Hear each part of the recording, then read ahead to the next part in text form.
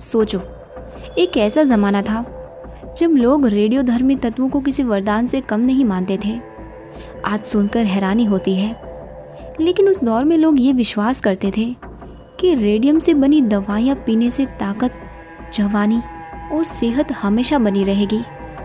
इन्हीं लोगों में एक नाम था, एबन बायर्स। वो एक अमीर, खेलों से जुड़ा और जीवन को पूरी ऊर्जा के साथ जीने वाला इंसान था। लेकिन वही शख्स तरल धूप यानी रेडियम टॉनिक का शिकार बनकर अपनी ज़िंदगी की सबसे भयानक मौत तक जा पहुंचा। 1898 में मैरी और प्योरे क्यूरी ने रेडियम की खोज की। ये धातु अंधेरे में चमकती थी, गर्मी पैदा करती थी और मानो किसी दूसरे लोक से आई कोई रहस्यमय चीज़ हो। लोग इसके दीवाने हो गए। 1900 के दशक की शुरुआत में हर तरफ बस रेडियम का नाम था। कहा जाता था कि ये हर बीमारी का इलाज है, गठिया से लेकर कैंसर तक। बाज़ारों में रेडियम से बने सौंदर्य क्रीम, टूथपेस्ट और यहाँ तक कि रेडियम मिश्रित पानी तक बनने लगा। 1927 में बायर्स की ज़िंदगी ने मोड़ लिया। ट्रेन यात्रा के दौरान वो अपने बर्थ से गिर पड़ा और उसकी बाह में चोट लग गई। इलाज के बावजूद दर्द कम नहीं हुआ। तब उसने अपने डॉक्टर से सलाह ली। डॉक्टर ने उसे उस समय का मशहूर टॉनिक रेडिथोर सुझाया, एक रेडियम युक्त पानी जिसे लोग सनशाइन इन अ बोतल कहते थे। शुरुआत में तो बेयर्स इसे रोज़ाना कुछ ही बूंदे लेता था, लेकिन धीरे धीरे ये उसकी लत बन गई। वो बोतल दर बोतल पीने लगा। 1927 से 1930 तक उसने 1400 से ज़्यादा बोतलें पी डाली। वो अपने दोस्तों को भी इसे पीने की सलाह देता, लेकिन सच ये था कि ये टॉनिक उसके शरीर को अंदर ही अंदर धीरे धीरे खा रहा था। हर बोतल में रेडियम की सूक्ष्म मात्रा होती थी। बाहर से देखने पर यह हल्का सा धूल था, लेकिन शरीर के लिए ये जहर साबित होता।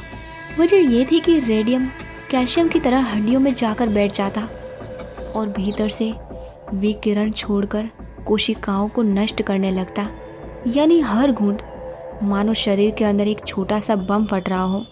1930 तक बेयर्स के शरीर ने चेतावनी देनी शुरू कर दी। पहले उसे लगातार सिर दर्द रहने लगा और वज़न घटने लगा। फिर उसके दांत गिरने लगे, मसूड़ों से मवाद बहता और चेहरे की हड्डियां टूटने लगी।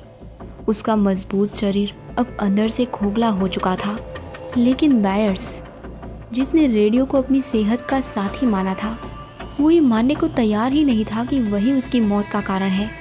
वो इसे पीना जारी रखता रहा, इस भ्रम में कि ये उसे ताकत देगा, जबकि असल में ये उसकी जान खा रहा था। ये कहानी सिर्फ एक आदमी की नहीं है, ये उस दौर की सच्चाई है जब लोग विज्ञान को समझे बिना अंधविश्वास और लालच के चक्कर में अपनी ज़िंदगी दांव पर लगा देते थे। चमकता हुआ रेडियम जो वरदान समझा गया, असल में बेयर्स जैसे इंसानों के लिए शाप बन गया। एबन बेयर्स के शरीर में जो लक्षण दिख रहे थे वो असल में रेडियम जहर के असर थे, लेकिन उस समय लोग इस बारे में ज़्यादा जानकारी नहीं रखते थे। बेयर्स भी यही नहीं समझ पाया कि वही टॉनिक जिसे वो सेहत का राज मान रहा था, उसकी मौत का कारण बन रहा है। 1930 तक उसकी हालत बहुत बिगड़ गई। उसने आखिरकार रेडिथोर पीना बंद कर दिया, लेकिन अब बहुत देर हो चुकी थी। डॉक्टरों ने जांच की तो पता चला कि उसके शरीर में रेडियम इतनी गहराई तक जमा हो गया है कि उसकी हड्डियां अंदर से सड़ रही हैं। 1931 में उसका जबड़ा इतना कमज़ोर हो गया कि खाना चबाने से भी टूटने लगा। धीरे धीरे उसका पूरा शरीर टूटने और गलने लगा। सोचो वो कितनी भयानक तकलीफ में रहा होगा। बेयर्स की हालत देखकर फेडरल ट्रेड कमीशन ने केस की जांच शुरू कर दी। वो खुद बेयर्स का बयान लेना चाहते थे, लेकिन वो यात्रा करने लायक ही नहीं रहा था। इसलिए एक वकील उसके घर भेजा गया। उसका बयान रेडिथोर बनाने वाली कंपनी के खिलाफ सबसे बड़ा सबूत बन गया। इसके बावजूद कंपनी का मालिक विलियम बेली मानने को तैयार ही नहीं था। वो कहता रहा कि अगर दवा को सही मात्रा में लिया जाए तो ये सुरक्षित है। ये उस समय का कड़वा सच था कि पैसा इंसान की जान से बड़ा मान लिया गया। बेयर्स के आखिरी महीने बहुत दर्दनाक थे। उसकी हड्डियां टूट रही थीं, जबड़ा लगभग खत्म हो चुका था, हर वक्त उसे असहनीय दर्द होता था। वो न ठीक से खा पाता था, न बोल पाता था। डॉक्टरों ने पाया कि उसके शरीर से खुद रेडिएशन निकल रहा है, यानी वो इंसान होते हुए भी मानो चलता फिरता जहरीला बम बन गया था। 31 मार्च 1932 को 51 साल की उम्र में एडमंड बायर्स की मौत हो गई। उसकी मौत का कारण लिखा गया रेडियम जहर से हुई मौत। लेकिन मौत के बाद भी उसका शरीर इतना खतरनाक था कि उसे साधारण ताबूत में दफनाना मुमकिन नहीं था। उसके लिए शीशे से बनी ताबूत का इस्तेमाल करना पड़ा।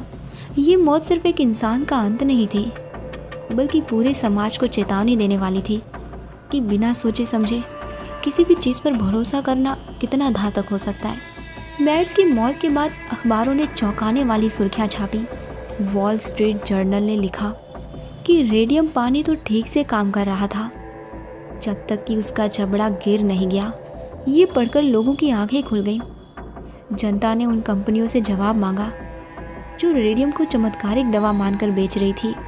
सरकार को मजबूरन कड़े कदम उठाने पड़े और दवाओं पर नए नियम लागू हुए। एडमंड बायर्स की मौत ने दुनिया को ये सिखाया कि अंधा भरोसा और लालच दोनों इंसान को मौत तक ले जाते हैं। उसकी कहानी आज भी याद दिलाती है कि अगर विज्ञान और व्यापार में इंसानियत खो जाए तो उसका खामियाजा जिंदगियां चुकाती हैं। और इसी दौरान एक और दर्दनाक कहानी सामने आई रेडियम गर्ल्स की, उन लड़कियों की जो रेडियम से घड़ी की डायल पेंट करती थीं और धीरे धीरे उसी जहर से अपनी जान गंवा बैठीं। 1900 के शुरुआती दौर में, खासकर पहले विश्व युद्ध के समय, घड़ी और उपकरण बनने वाली फैक्ट्रियों में नौजवान लड़कियों को नौकरी पर रखा गया। उनका काम था घड़ियों के डायल और पैनलों पर चमकने वाला पेंट लगाना। ये पेंट रेडियम से बनाया जाता था जो अंधेरे में चमकता था। उस समय ये काम बड़ा ग्लैमरस और अच्छा वेतन देने वाला माना जाता था। उन लड़कियों को सिखाया गया कि पेंट ब्रश को बारीक बनाने के लिए बार बार होठों से चाटना है ताकि नोक बिल्कुल पतली और तेज रहे। इस प्रक्रिया को लिप पोटिंग कहा जाता था। हर बार जब वो ब्रश होठों से चाटती तो थोड़ा सा रेडियम उनके शरीर में चला जाता। शुरुआत में किसी को खतरा समझ में नहीं आया, लेकिन कुछ सालों में ही डरावने लक्षण सामने आने लगे। उनके दांत गिरने लगे, जबड़ों की हड्डियां गलने लगी, खून की कमी और हड्डियों में दर्द और टूट फूट शुरू हो गई। कई लड़कियों की हालत इतनी बिगड़ गई कि वो चलने फिरने लायक भी नहीं रही। सबसे दर्दनाक बात ये थी कि फैक्ट्रियों के मालिक और डॉक्टर सब इस बीमारी का असली कारण छुपाने लगे। वो मानने को तैयार ही नहीं थे कि रेडियम पेंट की वजह से ये सब हो रहा है। गरीब और साधारण परिवारों से आई इन लड़कियों के लिए ये बहुत बड़ी लड़ाई थी, लेकिन उन्होंने हार नहीं मानी। कई लड़कियां बीमारी से टूटी हुई हालत में भी अदालत तक पहुंची। उन्होंने कंपनियों को खुलकर चुनौती दी और कहा कि इंसानों की जान को मुनाफे के लिए कुर्बान नहीं किया जा सकता। उनकी ये कानूनी लड़ाई बहुत मुश्किल थी, लेकिन धीरे धीरे समाज और सरकार की नज़र इस ओर गई। आखिरकार इन रेडियम गर्ल्स की हिम्मत ने उद्योगों में काम करने वालों की सुरक्षा के लिए नए कानून बनवाए।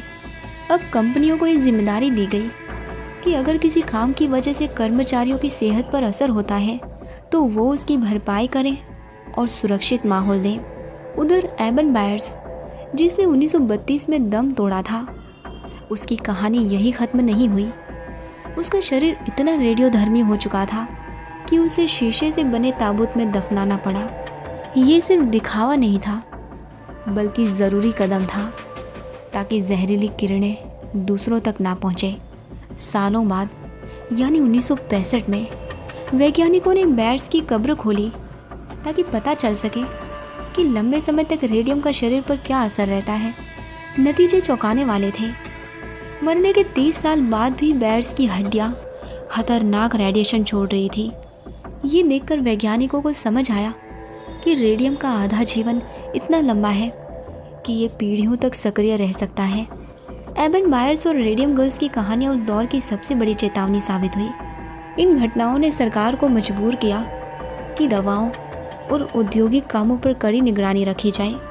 अमेरिका में FDA जैसी संस्थानों को और मजबूत बनाया गया ताकि बाजार में आने वाले उत्पादों को परखा और सुरक्षित किया जा सके। लेकिन इन कहानियों का सबसे बड़ा सबक ये है कि अंधा भरोसा हमेशा खतरनाक होता है। चाहे कोई भी दवा हो, कोई इलाज या कोई भी नया प्रोडक्ट, बिना जानकारी और जांच के उस पर विश्वास करना जिंदगी भर भारी पड़ सकता है। एबन बायर्स एक अमीर और मशहूर आदमी था। उसके पास पैसा भी था, समाज में इज्जत भी थी और एक हाई क्लास जिंदगी भी।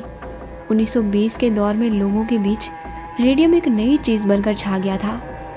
उस समय डॉक्टर्स और कंपनी वाले इसे एक जादुई इलाज के रूप में दिखाते थे। कहते थे कि रेडियम से बीमारियां दूर होंगी, शरीर हमेशा ताज़ा रहेगा और आदमी एनर्जेटिक महसूस करेगा। बायर्स भी इन्हीं बातों में आ गया। उसने रेडिथोर नाम का एक टॉनिक पीना शुरू किया जिसमें रेडियम होता था। शुरुआत में उसे लगा कि ये दवा सचमुच कमाल कर रही है। उसकी सेहत बेहतर लगती थी, ताकत भी बढ़ी हुई महसूस होती थी और दोस्तों के सामने उसका रुतबा और भी बढ़ गया। लेकिन धीरे धीरे असली नुकसान सामने आने लगा। रेडियम उसके शरीर के अंदर जमता गया और उसकी हड्डियां अंदर से गलने लगी। सबसे पहले उसके दांत गिरने लगे, जबड़ा सड़ने लगा और उसका चेहरा पहचान से बदल गया। जो आदमी एक समय हैंडसम और आत्मविश्वासी माना जाता था, कुछ ही सालों में बीमार और टूटा फूटा नजर आने लगा। डॉक्टर्स भी हैरान थे कि जिस टॉनिक को लोग सेहतमंद रहने का तरीका मानते थे, वही एक आदमी को अंदर से पूरी तरह बर्बाद कर रहा था। बायर्स की हालत इतनी बिगड़ गई थी कि उसके दोस्त और समाज को असली सच दिखने लगा। 1932 में उसकी मौत हो गई। उसकी मौत के बाद ये साफ हो गया कि रेडियम कोई चमत्कारी दवा नहीं, बल्कि एक धीमा जहर है। बायर्स की मौत ने लोगों की आंखें खोल दी। उसके बाद अमेरिका में हेल्थ प्रोडक्ट्स और दवाइयों के लिए नए कानून बने। अब हर दवा को साइंटिफिक टेस्टिंग और पूरी जांच के बाद ही बाजार में लाया जाने लगा। बायर्स की कहानी ने सबको एक गहरा सबक दिया कि बिना रिसर्च और सबूत के किसी भी नई चीज़ पर अंधा भरोसा नहीं करना चाहिए, चाहे उसके विज्ञापन कितने भी आकर्षक क्यों ना हो या कंपनी वाले कितने भी वादे करें। सेहत के मामले में हमेशा सोच समझकर कदम उठाना ज़रूरी है। बायर्स की ज़िंदगी तो ख़त्म हो गई, लेकिन उसकी त्रासदी ने अनगिनत जिंदगियां बचा ली। उसकी कहानी आज भी हमें याद दिलाती है कि तरक्की और नई खोज के साथ हमेशा रिस्क भी होता है।